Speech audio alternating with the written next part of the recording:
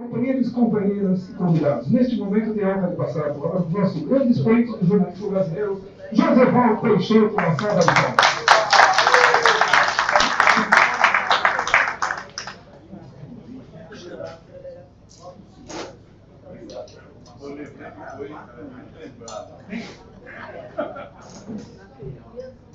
Meus amigos, eu pedi licença para o presidente para falar sentado.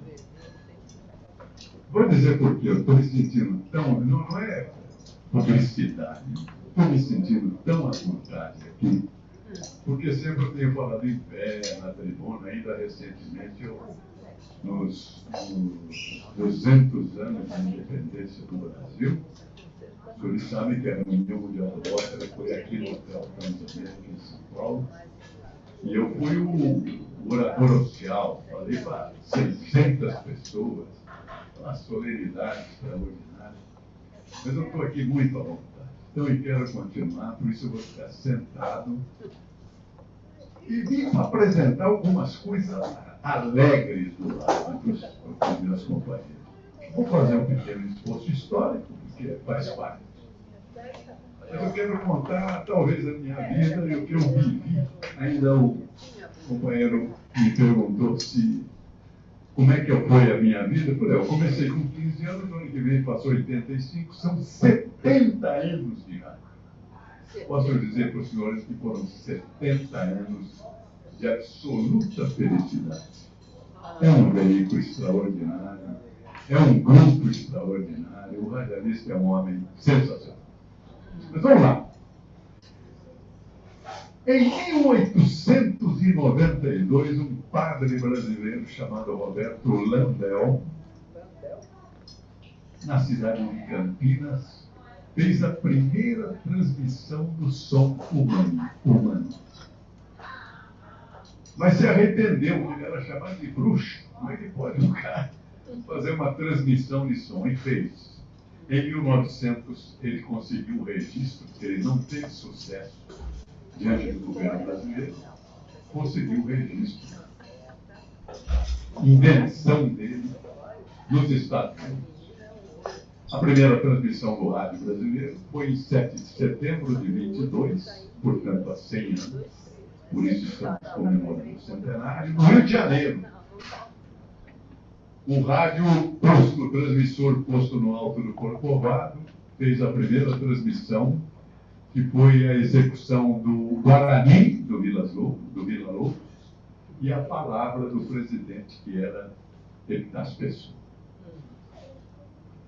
Depois apareceu a figura de um cidadão extraordinário, que vocês já ouviram falar, que é o Roquete Pinto, médico, um homem muito culto, escritor, que viu no rádio a perspectiva.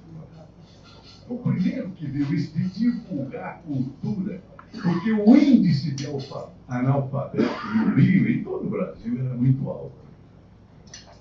Foi isso que levou o Roquete Pinto a investir nessa questão do rádio. Se apaixonou, tentou o governo, não conseguiu, mas depois de muita luta, ele conseguiu formar a primeira rádio, que é a Rádio Sociedade do Rio de Janeiro. Isso no ano de 23, no ano seguinte. O rádio continuou, portanto, nesses primeiros anos, tocando música clássica, tentando levar cultura para o povo, até que em 1937, Getúlio Vargas fez o primeiro decreto permitindo a publicidade no rádio.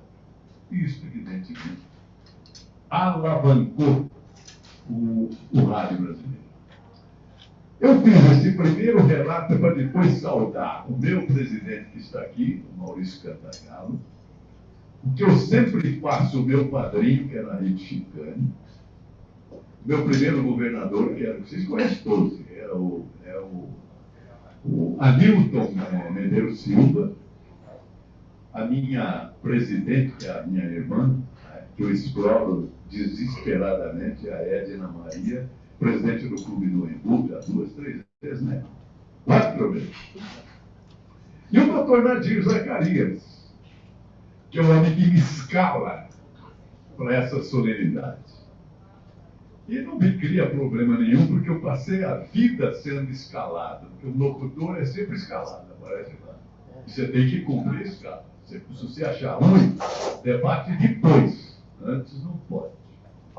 Mas antes das datas que eu dei para os senhores, em 1860, um escocês chamado James Maxwell inventou a primeira divulgação do som humano. 26 anos depois, um cidadão chamado Heinrich Hertz fez uma pequena evolução da invenção de Maxwell. Mas ele é tido como criador, por isso que se fala em ondas hertzianas, graças ao Hertz. E depois dele, em 1900, o grande Marconi italiano fez realmente a primeira transmissão com transmissor, etc, etc. Em 1901, Marconi recebeu o Nobel de Física por ter feito este invento. O rádio, portanto, já tem 100 anos, mas ainda não foi compreendida, os senhores não acreditam, pelos companheiros jornalistas da mídia escrita. Estava falando, inclusive, com o nosso presidente. É evidente que houve um pequeno atrito. O jornalista achava que é só jornalista de jornal, o radialista não é jornalista. Quer dizer, é uma ciumeira entre nós. Mas a gente exerce o jornalismo dentro do rádio. Então, eu sou, por exemplo, sindicalizado no Sindicato dos Radialistas e no Sindicato dos Jornalistas. Mas para os senhores saberem a diferença do que seja o jornal escrito e o jornal falado, o nosso reeleito presidente Lula, eu falo nosso, mas não acreditem muito no adjetivo ou no pronome. O Lula é um ser inteligentíssimo. O primeiro e único que, no seu governo anterior, convidou o presidente, todos os comunicadores a uma reunião com ele em Brasília. Todos. Porque é evidente que ele sacou que o comunicador é que é ouvido com o povo, é seguido, né? Principalmente hoje com as fake news. Hoje a gente tem que acreditar na pessoa que você tem o nome. Você tem o Galvão, você tem o William Bonner. Então, é gente que tem que responder pelo próprio nome, não vai falar uma mentira no ar. Porque o Garcia Lorca falou que a internet universalizou a idiotice. Então, universalizou a idiotice. Mas o Lula nos convidou, eu fui para lá, mas foi todo mundo. O pessoal da Rádio Gaúcha, o Pedrinho, da Rádio Guaíba, de todas, né? De Lima, de Pernambuco, o pessoal do Amazonas e tal. E qual era a preocupação? Nós aqui, eu, Paulo de Andrade, Salomão Neto, aquela turma toda da Bandeirantes, da Globo, eu próprio. Cada uma rádio tinha uma preocupação com o seu estado. Os gaúchos queriam saber, na época, da semente transgênica do trigo que estava começando, saber se aquilo era viável, não era viável. O pessoal do Mato Grosso falando na soja. O pessoal do Amazonas querendo saber da Transamazônica, que foi criada pelo militarismo em 64, mas o mato estava tomando conta. Como é que ia fazer com aquela estrada? E nós, preocupados com essa Regis Bittencourt, que era chamada Estrada da Morte. Vai duplicar, não vai duplicar? A gente estava ali com o presidente. Toda a reunião foi transmitida internamente no Palácio da Alvorada.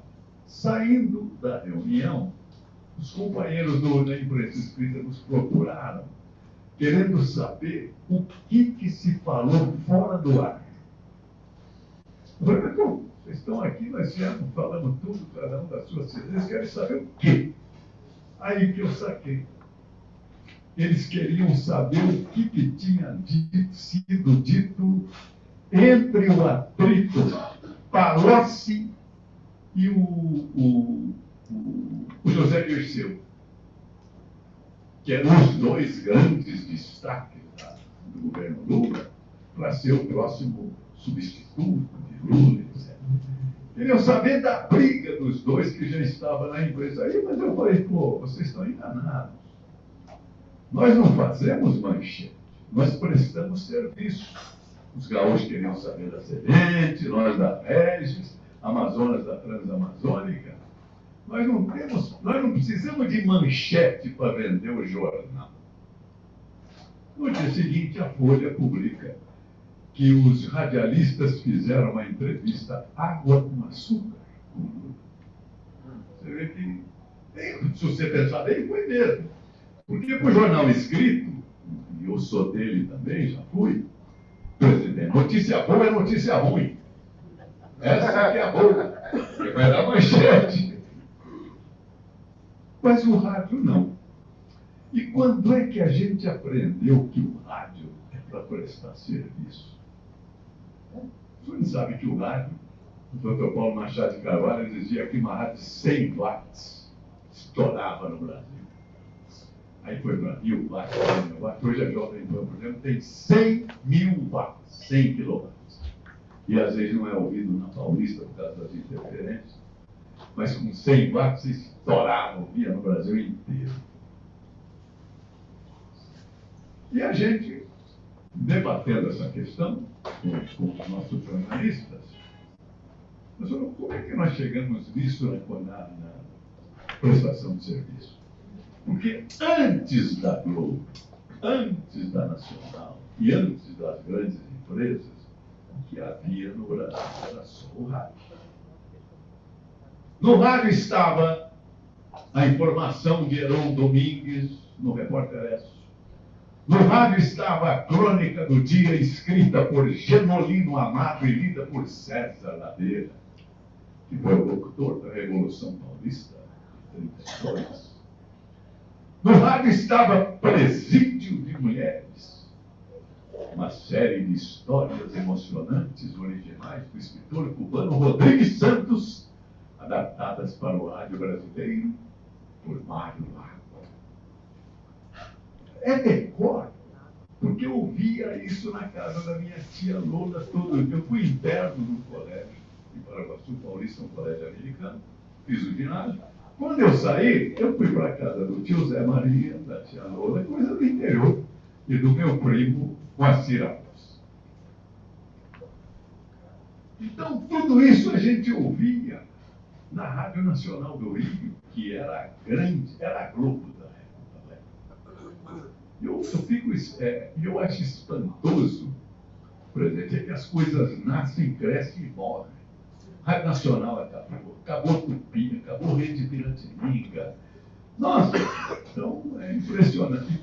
A Globo está mal das pernas, como estão dizendo, sei lá.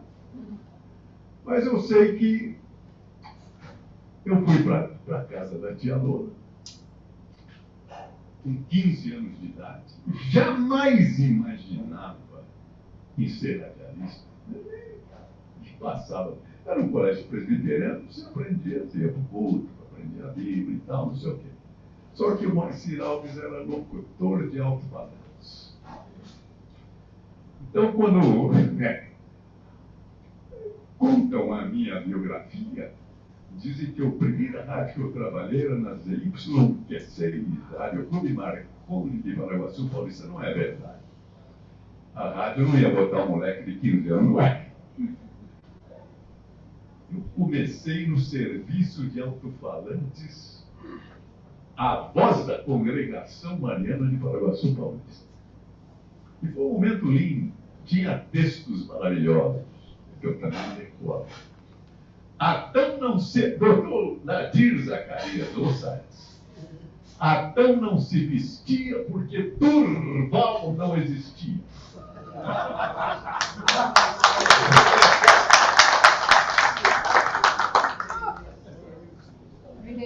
E aí veio o endereço. Alfaiataria Durval.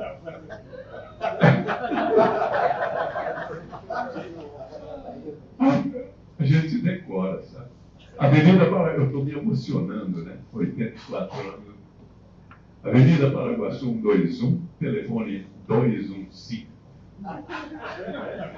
Só tinha 3 números.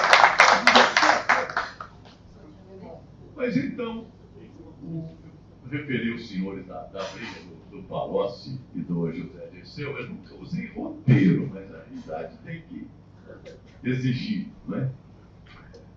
O que me impressiona no rádio é a credibilidade que a gente tem.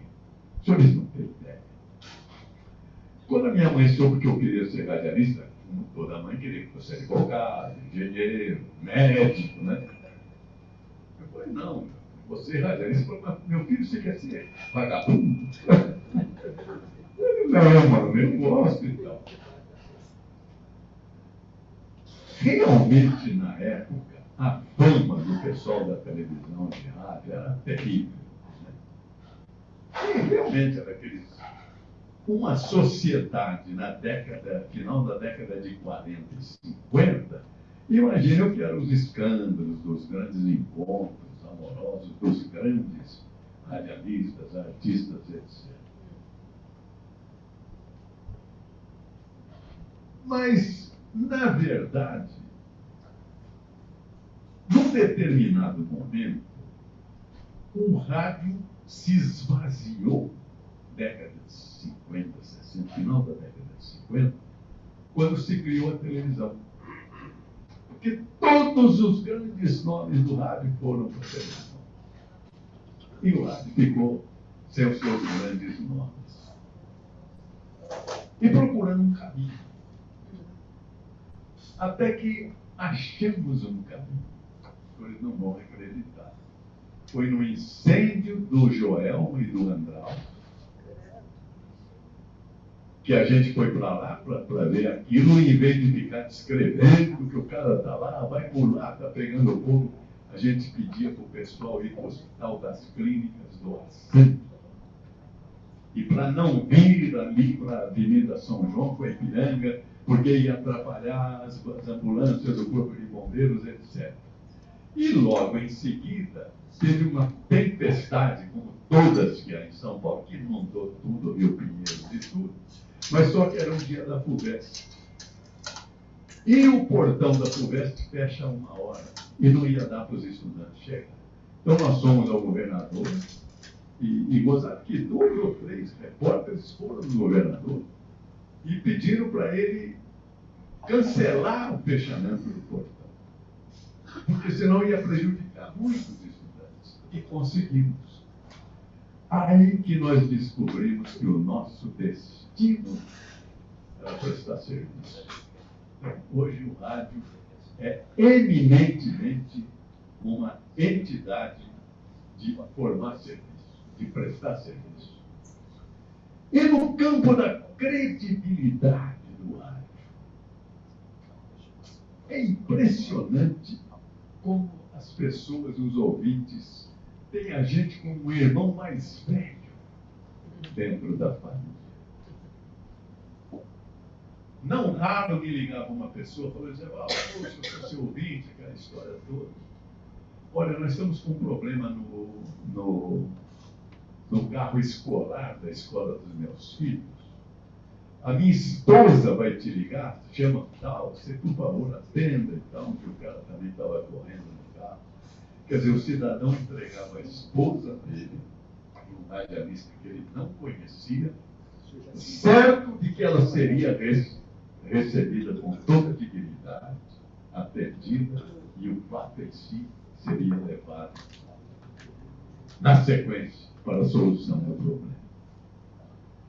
Dentro desse conceito, um buraco na 23 de maio e um incêndio no Empire State se acontecer, a reportagem vai para o buraco do 23 de maio. Por quê? Para orientar nossos ouvintes, para não passar por ali, etc. O incêndio a gente fala depois. Uma outra coisa que, na verdade, nos consagrou na Jovem Pan, junto com o Tuta. O Tuta é o homem mais genial, vocês possam conhecer, filho do Dr. Paulo Machado de Carvalho. Primeiro eu vou fazer um parênteses para falar dele. Por exemplo, quando estiver faltando 1 minuto, o senhor já manda cortar, que eu sei cortar rápido. Sabe? Aí, estava falando do Tuta. Tuta, havia TV Record. Naquele tempo não tinha grupo. Vocês lembram disso? TV Record, Família Trapo, Hélio Camargo, Quem Tem Medo da Verdade, Prota Júnior, quer dizer, a grande emissora era a TV Record.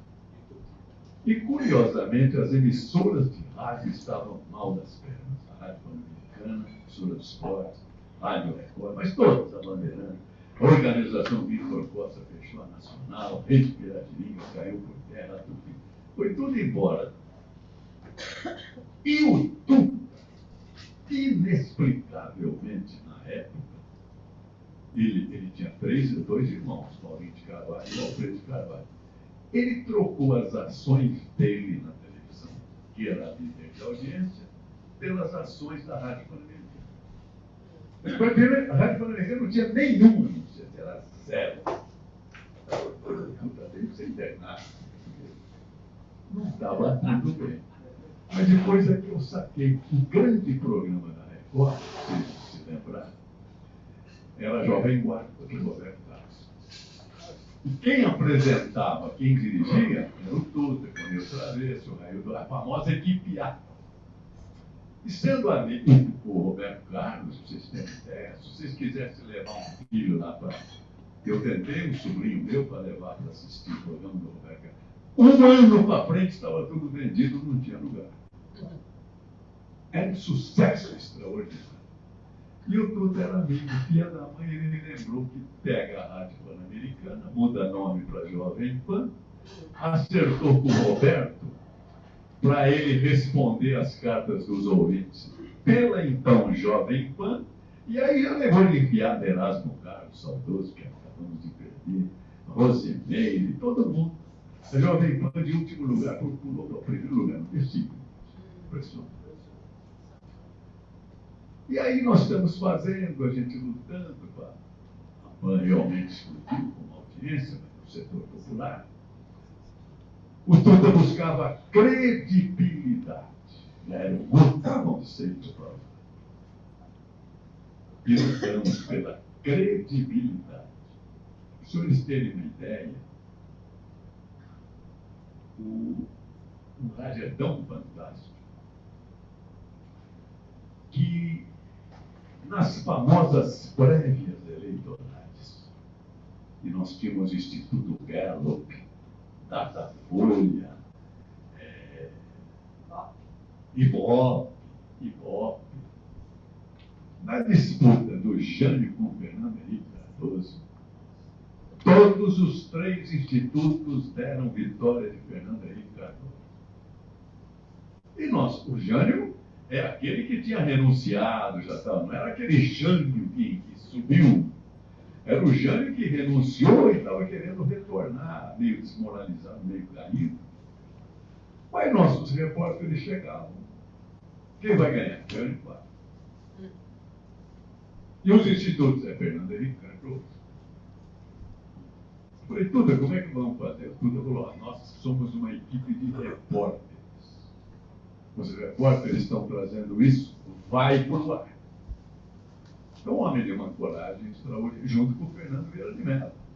É um jornalista. Os três que eu vivi, Tuta e o Fernando Vieira de Mello. Nós chegamos a acertar no dia da eleição a diferença de 4% vitória do Jânio sobre o Fernando Henrique. E todos os três institutos erraram. Na eleição seguinte, era Paulo Maluf, João Leiva e Erundina. Paulo Maluf com 40. Um dia nós trouxemos da Moca, um repórter. Maluf deu 50 pontos na Moca. João Leiva dava uns 20, Erundina vinha com 8, 9 crescendo. Paraibana, PT, em São Paulo. E na última semana, e a gente dando, né? A Erundina, a gente não queria errar o segundo lugar. Porque o primeiro era Maluf disparado. Só que a Erundina subindo e o Leiva caindo. Na última semana o Fernando falou, vem pra cá. Aí eu fui promover o que era Erundina crescendo. Por que vai dar? Falei, podemos errar o segundo lugar. Como é que vai ver? Aí a Erundina ganha, mas nós constatamos na nossa prévia de boca de urna, a gente não erra, prévia de boca de urna, aí, o jornalista não erra. Porque você leva lá, você tem uma credibilidade. Você leva a sua emissora, escrito Jovem Pan, repórter que você conhece, pega o cidadão que acabou de votar, ele já vê, pô, Jovem Pan, Globo, você quer fazer um favor, estão fazendo a pesquisa, vota aqui, vota aqui, vota aqui. Deu Luiz Erundina. Quando eu fui, às 5h21, terminou assim a eleição. Eu fui para o ar. Os telefones da rádio quase explodiram. Quando eu dei a notícia que elas eram a nova prefeita de São Paulo. Eu até comentei com o Fernando, falei, Fernando, nós não somos especialistas em pesquisa. Como é que o Gallup, uma empresa americana de pesquisa, Datafolha, o Ibope, como é que a gente... Ele falou, Geraldo, só tem uma razão. O povo responde certo para a Jovem Pan, para nós jornalistas. Não há outra explicação. Mas aí nós tivemos que parar de fazer prévia eleitoral, que vinha fazendo desde lá de trás. Antes do Instituto a gente fazia. Porque é uma legislação eleitoral criada pelos magnatas do nosso parlamento, da República, exigindo a apresentação dos detalhes técnicos da pesquisa junto ao Tribunal Eleitoral. Mas eles falavam ali em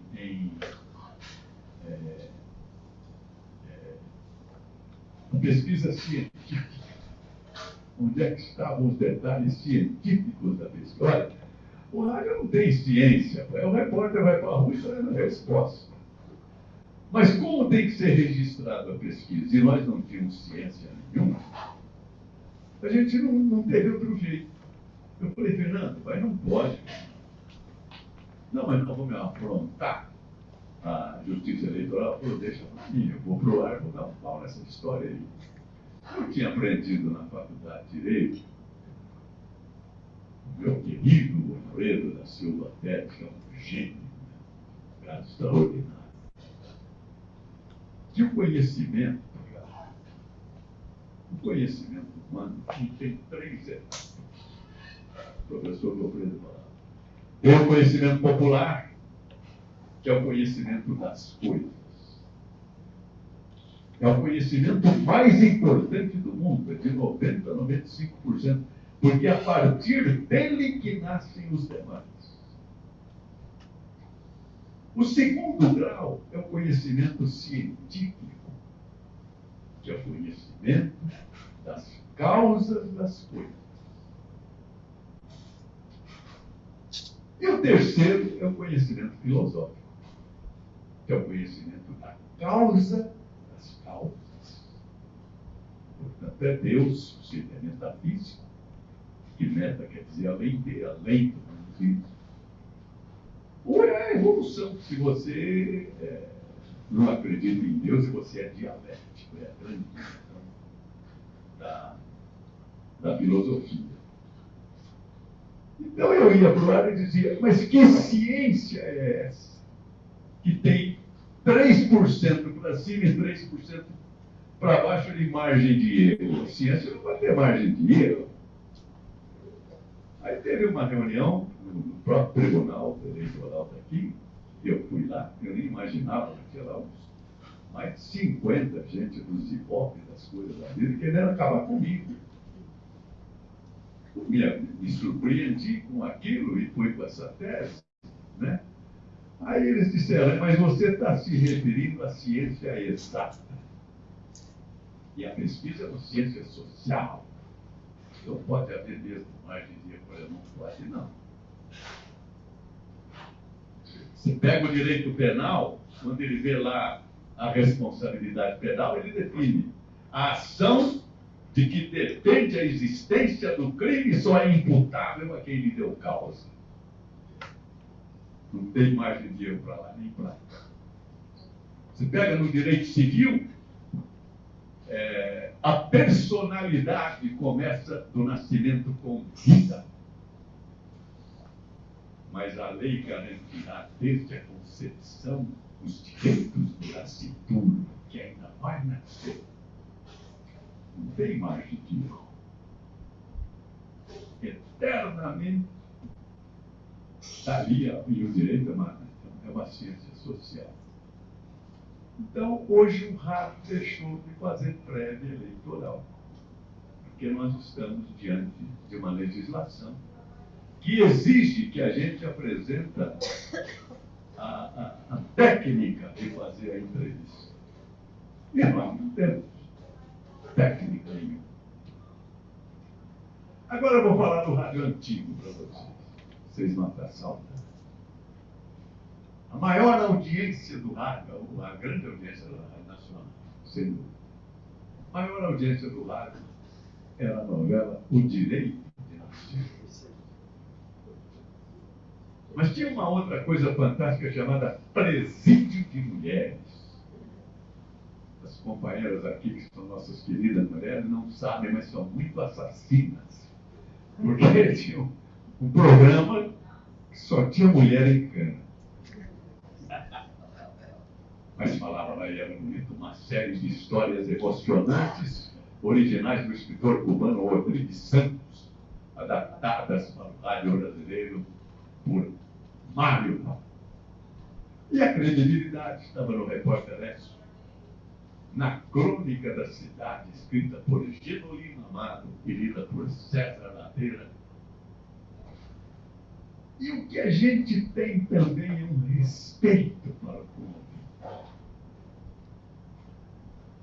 Nós fizemos uma crítica outro dia, estava chupando tudo, pelo excesso de sexo que tem na televisão, inclusive nos programas humorísticos.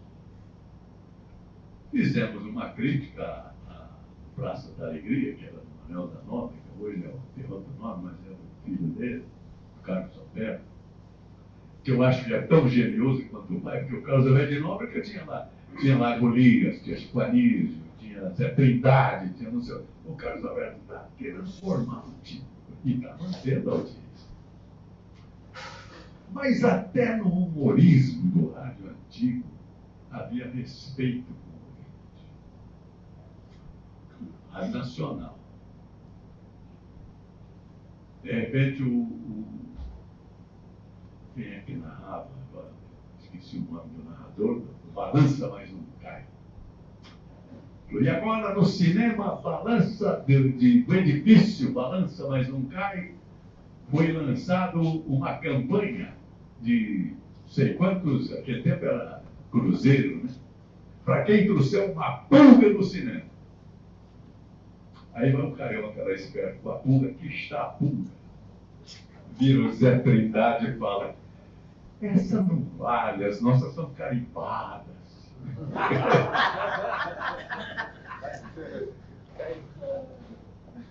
E esse era o humorismo do rádio.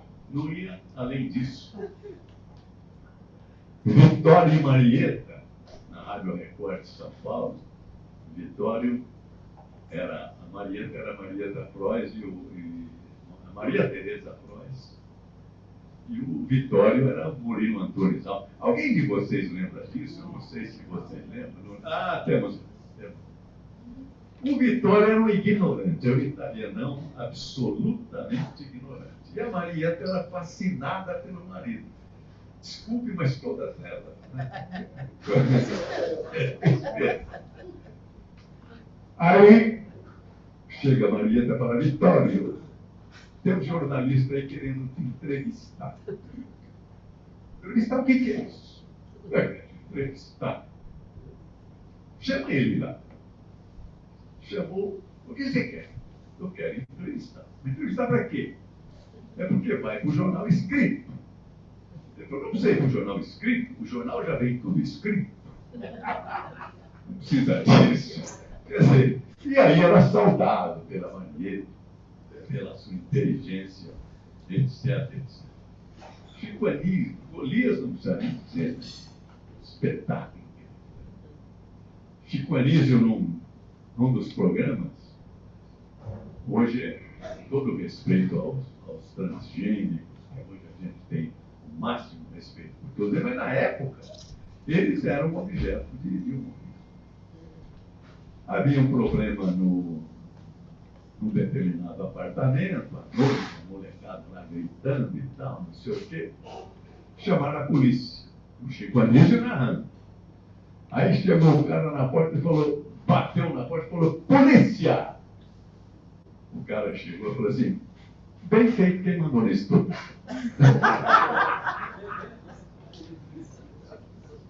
Não ia além disso o humorismo do José Vasconcelos fez um show, Eu Sou Espetáculo, foi programa. Antes eu vou dizer as coisas do Chico Anísio, que está no ar até hoje na Globo, a escolinha do professor Raimundo. Antes da televisão, tinha a Rádio Nacional do Rio e a Marinque Veiga.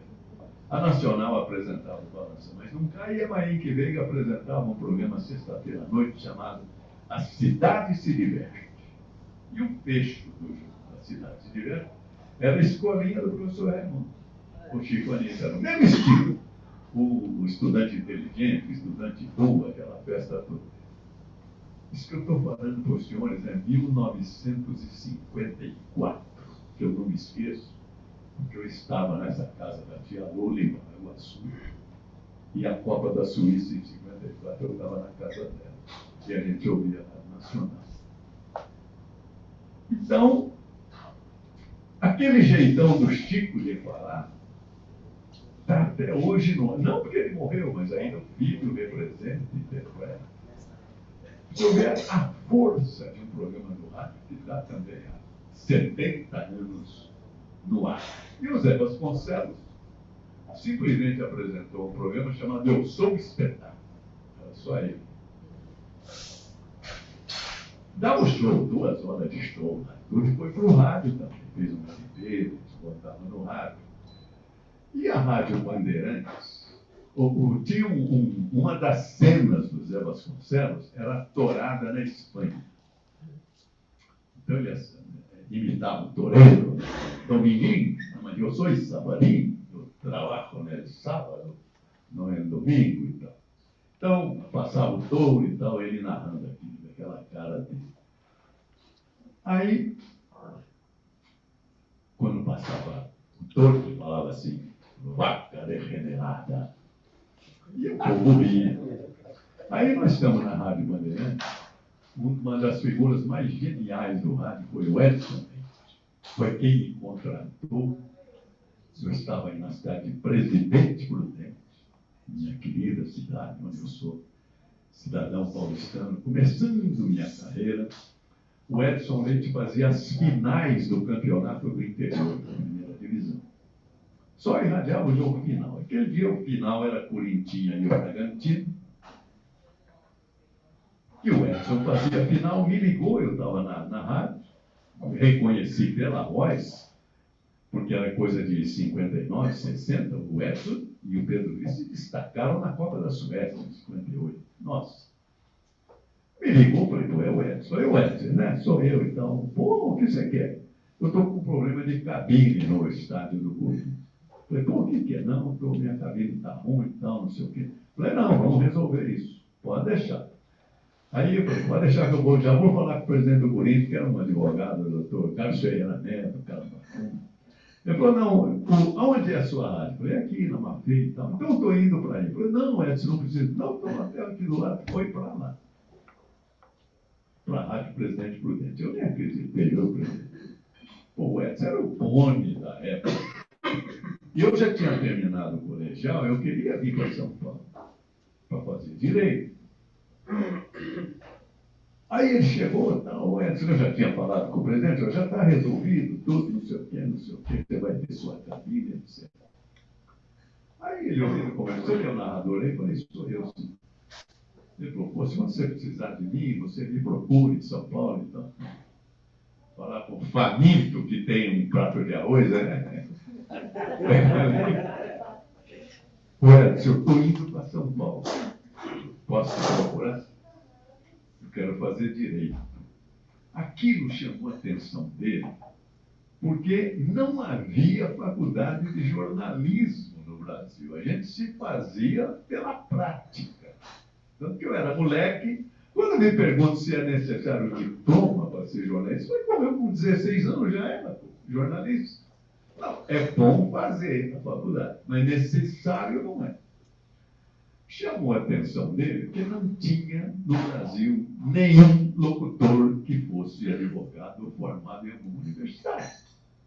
Todos nós éramos práticos, estavam lá. Chamou a atenção dele, ele falou, você tem uma gravação aí? Eu falei, tenho. Chamei o técnico, falei, olha, ele quer toca aí uma gravação, ele ouviu e falou, está contratado, pode ir para São Paulo, quase desmaiei. Foi assim que aconteceu. E o Edson, para vocês terem uma ideia, depois da rádio ele fundou o famoso Canal Novos. Nossa Senhora! A audiência era Tupi, Record, o Excelsior. Ele explodiu, ele que levou a Bibi Ferreira para fazer o programa de domingo, que depois foi da época Márcia. Ele que levou para a rádio, para a televisão, tirando da manhã que veio, o Chico Anísio, para fazer o Chico Anísio Show no rádio. E o Edson criou na Bandeirantes uma espécie de propaganda que durava 8 segundos, 10 segundos, nada além disso.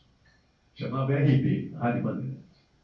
E eram várias. Ele, onde ocupava 3 anúncios, ele botava 10. Porque era coisa de 8 segundos, 10 segundos, presidente. Quando entrava, que era o famoso locutor do Espinto, gravava Colinos, era uma voz linda. Ele falando era um caipira de Santa Rita do Passa Quatro. Ligava o microfone e virava um príncipe. E meio louco também. Um dia à noite, eu o vi no quarto andar, trepado na mesa, na sacada, gritando, amplidão, amplidão. Tem que ter. Eu estava lá. A gente gravava o RB, eu fui escalado também. Era o pessoal da rádio, não era da Rádio São Paulo, porque a Rádio São Paulo era a rádio de novela da Pan-Americana e Record. Ali acho que era a rádio, eu não vou me lembrar, era a rádio que tinha as artistas de rádio teatro, fazendo o RB, que era mais teatro do que publicidade, tinham lá as coisas. E eu estava no meio. Aí, o Henrique Lobo tinha um texto que falava assim, o locutor entrava, era assim, saúde, e entrava o outro, que era o Espírito, e falava assim, bebendo leite que o bezerro fica um touro. Touro é saúde, touro é vigor, vigor, vigor, acabou. A propaganda da Vigor durava 8 segundos. Aí, o Henrique Lobo, que era o diretor artístico, tinha uma voz bonita também, não foi, por alguma razão, não apareceu. E o secretário dele, que era um cara que a turma não gostava, ficava tentando e tal, ficava perseguindo as pessoas, ele não era simpático, a turma não gostava dele, eu não vou falar o nome, mas já foi. E ele queria ser locutor, mas não tinha voz. Tinha uma vozinha de tico-tico. Aí ele falou, o Lobo não veio, eu faço a voz do Lobo. Tá bom. Chegou o texto da Vigor, dele fala, saúde. Ele entrou e falou, saúde. Entrou o Luiz Pinto, lembrando Zé Vasconcelos, e falou, vaca degenerada. Acabou o programa. Todo mundo suspenso, acabou o programa. Deixa eu ver onde é que eu estou aqui. As curiosidades do rádio, a narração esportiva. Nós éramos em 13 emissoras que iam tocar. Está na hora, professor? Mais 3 minutos. Então, vou falar. 10. No mundo, você inteiro, na Tchecoslováquia, não sei o quê, porque negócio de narração esportiva é coisa de brasileiro, esse pela América. No mundo não tem disso, os caras narram, o intervalo passa para o estúdio e tal. Quando eles viram 13 malucos brasileiros, que o pessoal de Porto Alegre, do Rio, estão gravando feito maluco, as primeiras filas não assistiam o jogo, ficavam olhando para a nossa cara. O que é que esses caras estão fazendo? E nós tínhamos pessoas exponenciais no esporte. Quero falar do Mário Moraes. Mário Moraes criou a função de comentarista esportivo, porque terminar o primeiro tempo passava para o estúdio. O Tuta falou, não, você vai ficar no Pacaembu, você vai transmitir. E era um homem, o filho, o pai dele era um juiz de direito, sabe? Era um homem culto. Um dia o Avalone nos chamou para o programa dele na TV Gazeta. Vamos para lá. Ele não queria. O líder dele era Leão. Leão, sempre cara puro. Falei, não, Leão, vamos lá ajudar o Leão. Vamos lá. E carreguei o Mário para lá. E ele era um cara sarcástico. Alguém me falou do Palmeiras hoje aqui, quem foi o maior? Bergamin. Aqui, né? Que era maior que a seleção brasileira. Obrigado, Hein? O Palmeiras estava numa miséria terrível. Mal. O programa foi todo para saber o que era preciso fazer para salvar o Palmeiras. Então, um opinou, outro opinou, um falava que era o técnico, outro falava que era o centroavante, outro que era o zagueiro. Aí o estrela era o Mário Moraes. O Avalone agora, Mário Moraes e tal, e veio o Mário Moraes. Mário, o que é preciso para salvar o Palmeiras? Ele falou, fácil, me dá um martelo. Pega o martelo, vai lá, desprega o homem, fala, desce e vai arrumar. Só Jesus Cristo. Desprega o homem. No rádio tinha, na hora de dar o falecimento de alguém, debaixo da mesa, tinha uma chavinha para você separar da programação, música e tal, você tocava a chavinha e falava ding-dong. Aí você fazia circunspecto, nota de falecimento. E dava a notícia de quem morreu. Noticiamos com pesar o falecimento de fulano. Rádio Bandeirantes um dia, não vou citar o nome também, mas é um grande... Mas acontece, essas distrações. Ele liga o gongo, ding-dong, e fala o seguinte, noticiamos com prazer, isto é, com pesar. Doutor Nadir, não conserta mais. Nada conserta. E pior que isso, uma vez no Maracanã, aí por um alto-falante, mas também está no esquema.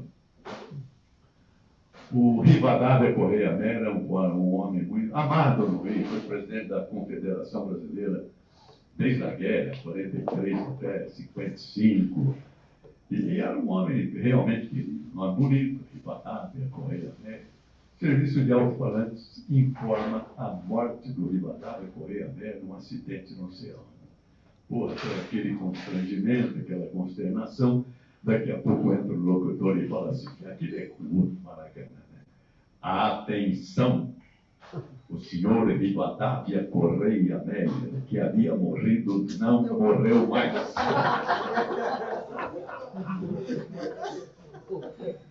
E vai por aí. Para dizer para os senhores que eu vivi, para descrever para os senhores como era a nossa vida, como é a nossa vida dentro do rádio. Como aconteceu outro dia que a Jovem Pan começou a dar oportunidade para os jovens, né? Para os estagiários que chegavam na Vegas, tudo, não sei o que. Jornal da Manhã. Jornal da Manhã, o rádio é muito rápido. A televisão que vai ter que se pintar, botar gravata e tal, para ligar a câmera. O rádio não. Falou, vai pro ar. É só um plug. Pá, vai pro ar. E o noticiário era assim também. Às vezes acontecia, você vinha a folha na cara para você ler a notícia, né? Dois grandes macheteiros, que era o Braga, o Franco Neto e o Antônio Delfiol, o Roberto Miller e tal. Aí veio uma notícia dessa, um assalto que houve no ônibus na Paulista, em frente à rádio. Ele falou, atenção, acaba de acontecer um assalto na Avenida Paulista. Um ladrão entrou no ônibus e roubou todo mundo.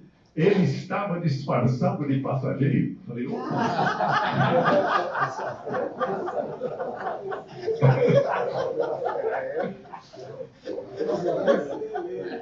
e vai ler as outras notícias depois.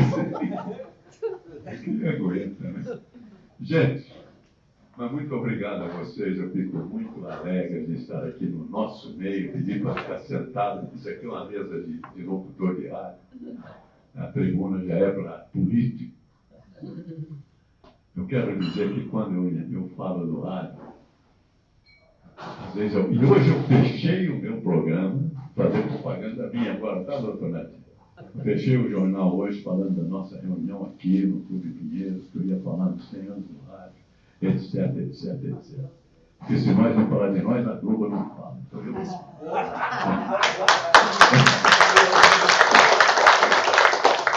Depois e agradecer o doutor Nadir, né, todos aqueles que me trazem até aqui, a minha irmã, que é minha presidente no IBU.